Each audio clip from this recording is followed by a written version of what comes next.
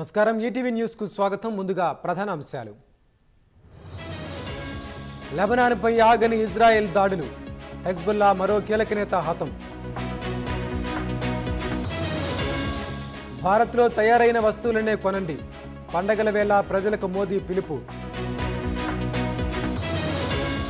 కాంగ్రెస్ సభలో పాకిస్తాన్ అనుకూల నినాదాలు విమర్శలు గుప్పించిన అమిత్ షా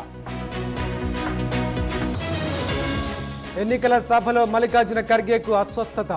మోదీని దించే వరకు బతికే ఉంటానని వ్యాఖ్య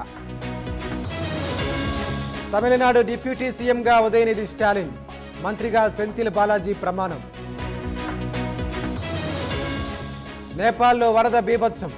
148కి చేరిన మృతుల సంఖ్య అమెరికా రాష్ట్రాలను వణికించిన హెలిన్ తుపాను భారీగా ఆస్తి ప్రాణ నష్టం